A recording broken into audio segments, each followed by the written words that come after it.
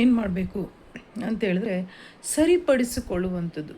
ಎಲ್ಲ ನನಗೆ ಅನಿಸುತ್ತೆ ಸರ್ಕಾರ ಇಂಥ ಲವ್ ಜಿಹಾದ್ನಂಥ ಘಟನೆಗಳು ನಡೆದಾಗ ಯಾವುದೇ ಧರ್ಮದ ಬಗ್ಗೆ ಮಾತಾಡೋದಕ್ಕೆ ಮೊದಲು ಈ ಇಂಡ್ಯಾದಲ್ಲಿರುವ ಜನಗಳ ಮನೋಭಾವ ಏನು, ಯಾಕೆ ಈ ಥರ ಎಲ್ಲ ಮಾಡ್ತಾರೆ, ಇವರ ಟೀಚಿಂಗ್ ಏನು. ಈಗ ಮುಸ್ಲಿಂ ಯುವಕರಿಗೆ ಈ ಮಟ್ಟಕ್ಕೆ ಹಾಳು ಮಾಡಲಿಕ್ಕೆ, ಒಂದು ಹೆಣ್ಣನ್ನು ಕೊಲೆ ಮಾಡುವ ಮಟ್ಟಕ್ಕೆ ಕ್ರೂರತೆ ಇದೆ ಅಂದರೆ ಅವ್ರಿಗೆ ಬೋಧನೆಗಳಿರ್ತವೆ ಇದರ ಹಿಂದೆ. ನಮ್ಮ ಇಂಡ್ಯಾದವರೇ ಅವರು, ಇಂಡ್ಯಾದಲ್ಲೇ ಹುಟ್ಟಿ ಬೆಳೆದಂಥವರು, ಇಂಡ್ಯಾದೇ ಒಂದು ಹೆಣ್ಣನ್ನು ಈ ರೀತಿ ಕ್ರೂರವಾಗಿ ಹತ್ಯೆ ಮಾಡೋದಿದೆಯಲ್ಲ, ಇದು ನರಕ ಪಾತ್ರವಾದಂಥ ಕೆಲಸ. ಅಕಾರ್ಡಿಂಗ್ ಟು ಕುರಾನ್ ಕೊಲೆ ಮಾಡುವ ಹಾಗಿಲ್ಲ, ನರಹತ್ಯೆ ಮಾಡಬಾರ್ದು. ನಾನು ಬೈಬಲ್ ಫಾಲೋ ಮಾಡ್ತೀನಿ, ನಾನು ಹಿಂದೂನೇ, ಬೈಬಲ್ನ ಫಾಲೋ ಮಾಡ್ತೀನಿ, ಇಷ್ಟಪಡ್ತೀನಿ. ಅದರಲ್ಲೇನು ಹೇಳುತ್ತೆ ಅಂತ ಹೇಳಿದ್ರೆ, ನರಹತ್ಯೆ ಮಾಡುವ ಹಾಗಿಲ್ಲ, ವ್ಯಭಿಚಾರ ಮಾಡುವ ಹಾಗಿಲ್ಲ, ಕದಿಬಾರ್ದು, ಸುಳ್ಳು ಹೇಳಬಾರ್ದು, ಮೋಸ ಮಾಡಬಾರ್ದು, ಯಾವುದೇ ಜನಗಳನ್ನು ಹಿಂಸಿಸಿ ನಾವೇನು ಬಲಾತ್ಕಾರಪಡಿಸಿ ಏನು ಮಾಡೋಂಗಿಲ್ಲ. ಜನಗಳಿಗೆ ತಿಳುವಳಿಕೆ ಹೇಳ್ಬೋದು. ಸ್ವಾರ್ಥಗಳನ್ನೆಲ್ಲ ಕ್ರೈಸ್ತರು ಯಾಕೆ ಸಾರ್ತಾರೆ ಅಂತ ಹೇಳಿದ್ರೆ, ಜನಗಳಿಗೆ ಬದಲಾವಣೆಗೋಸ್ಕರ ಸಾರ್ತಾರೆ.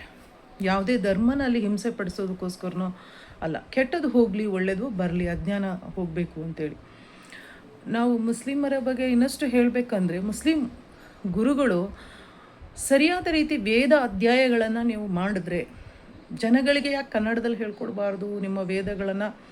ಇದೇ ಊರಿನ ಸ್ವಂತ ಲ್ಯಾಂಗ್ವೇಜಸ್ ಕನ್ನಡ, ತೆಲುಗು, ಹಿಂದಿ, ನಮ್ಮ ದೇಶದ ಪ್ರತಿ ರಾಜ್ಯಗಳಲ್ಲಿ ನೀವು ಯಾಕೆ ಯುವಕ ಯುವತಿಯರಿಗೆ, ಮಕ್ಕಳು ಚಿಕ್ಕ ವಯಸ್ಸಿಂದ ನೀವು ಏನು ಮಕ್ಕಳಿಗೆ ನೀವು ಧರ್ಮ ಬೋಧನೆನ ಮಾಡುವಾಗ ನೀವು ಒಂದು ಹೇಳ್ಕೊಡ್ಬೇಕಾಗುತ್ತೆ. ಅಲ್ಲಿ ನಾವೆಲ್ಲರೂ ಕೂಡ ಇಂಡ್ಯಾದಲ್ಲೇ ಹುಟ್ಟಿ ಬೆಳೆದವರು. ನಾವೊಂದು ರಾಜನ ಕಾಲದಲ್ಲಿ, ನಮ್ಮ ಮೊಘಲರ ಕಾಲದಲ್ಲೋ ಇನ್ನೊಂದು ಖಿಲ್ಜಿಗಳ ಕಾಲದಲ್ಲೋ ಬಲಾತ್ಕಾರಕ್ಕೆ ಒಳಪಟ್ಟು ಧರ್ಮ ಆಚರಣೆ ಮಾಡ್ತಿದ್ದೇವೆ ಅಂತ ಹೇಳೋದನ್ನ ನೀವು ಫಸ್ಟು ಚಿಕ್ಕ ಮಕ್ಕಳಲ್ಲೇ ನೀವು ಹೇಳ್ಕೊಟ್ರೆ, ಇವತ್ತು ಮುಸ್ಲಿಂ ಯುವಕರು ಈ ಥರ ಕ್ರೂರವಾಗಿ ವರ್ತಿಸಲ್ಲ. ಮುಸ್ಲಿಂ ಗಂಡಸರಾಗಲಿ, ನಾವೇನೋ ನಮ್ಮ ಧರ್ಮನ ಉಳಿಸ್ಕೊಂಡ್ಬಿಡ್ಬೇಕು, ನಮ್ಮ ಧರ್ಮ ಇದು, ಹಿಂದೂಗಳದ್ದು ಬೇರೆ ಧರ್ಮ, ಕ್ರಿಶ್ಚಿಯನ್ಸ್ ಬೇರೆ, ನಾವು ನಮ್ಮನ್ನ ಕಾಪಾಡ್ಕೋಬೇಕು, ಅವ್ರು ಸತ್ತರೆ ಸಾಯಲಿ, ಅವ್ರ ಜೀವನ ಹಾಳಾದರೆ ಹಾಳಾಗಲಿ ಅಂತ ಯೋಚನೆ ಮಾಡುವ ಮನೋಭಾವನ ಬಿಡದೆ ಹೋದರೆ ಈ ದೇಶದಲ್ಲಿ ಇನ್ನು ಮುಂದೆ ಏನು ನಡೀತದೆ ಹೇಳಿ? ಧರ್ಮ ಯುದ್ಧಗಳು ನಡೀತದೆ, ಒಬ್ರನ್ನೊಬ್ರು ಕೊಚ್ಚಿ ಕೊಲೆ ಮಾಡ್ಕೊಳ್ಳೋದಂದೇ ಆಗುತ್ತೆ.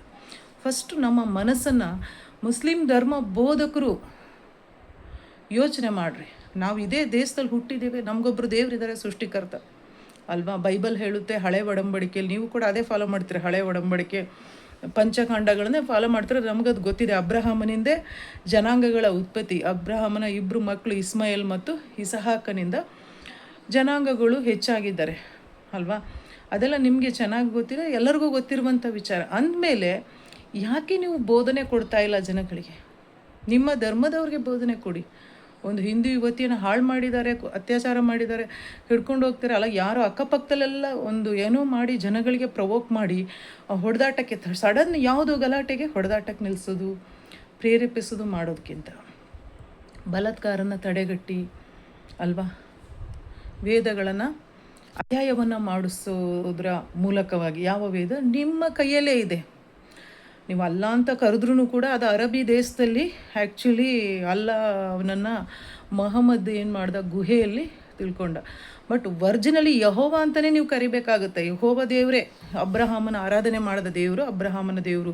ನೀವೇನು ಇಬ್ರಾಹಾಮ್ ಅಂತ ಕರಿತೀರ, ಆತ ಒರ್ಜಿನಲಾಗಿ ಆರಾಧನೆ ಮಾಡಿದ್ದು ಯಹೋವ ದೇವರನ್ನ, ಸೃಷ್ಟಿಕರ್ತನಾದ ದೇವರನ್ನ.